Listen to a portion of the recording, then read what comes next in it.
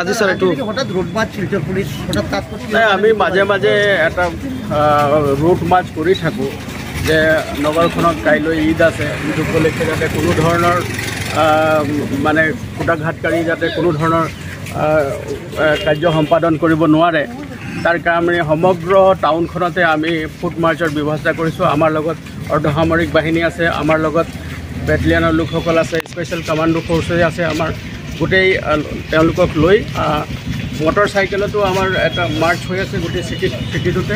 আৰু তাৰ উপৰি গোটেই যিবিলাক চেঞ্চিটিভ এৰিয়া আছে সেই গোটেই চেঞ্চিটিভ এৰিয়াটোত আমি ফুট মাৰ্চ কৰি আছোঁ। আৰু যাতে আমি মানুহৰ মাজত এইটোৱে ক'ব বিচাৰিছোঁ যাতে এটা কনফিডেন্স বিল্ডিং মেজাৰ্ছ আৰু কোনো ধৰণৰ যাতে কুটাঘাতকাৰী লোকে সোমাই যাতে কোনো অশান্তি কৰিব নোৱাৰে, শান্তিপ্ৰিয় ৰাইজক যাতে কোনো অসুবিধা কৰিব নোৱাৰে, তাৰ কাৰণে আমি এই ফুট মাৰ্চৰ ব্যৱস্থা কৰিছোঁ।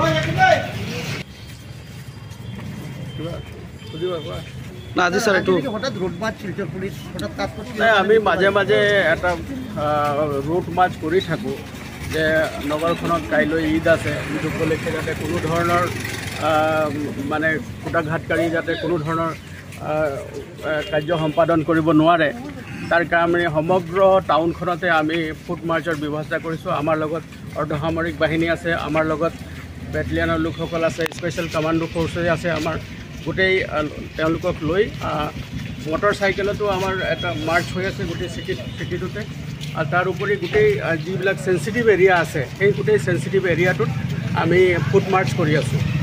আৰু যাতে আমি মানুহৰ মাজত এইটোৱে ক'ব বিচাৰিছোঁ যাতে এটা কনফিডেন্স বিল্ডিং মেজাৰ্ছ আৰু কোনো ধৰণৰ যাতে কুটাঘাতকাৰী লোকে সোমাই যাতে কোনো অশান্তি কৰিব নোৱাৰে, শান্তিপ্ৰিয় ৰাইজক যাতে কোনো অসুবিধা কৰিব নোৱাৰে, তাৰ কাৰণে আমি এই ফুট মাৰ্চৰ ব্যৱস্থা কৰিছোঁ।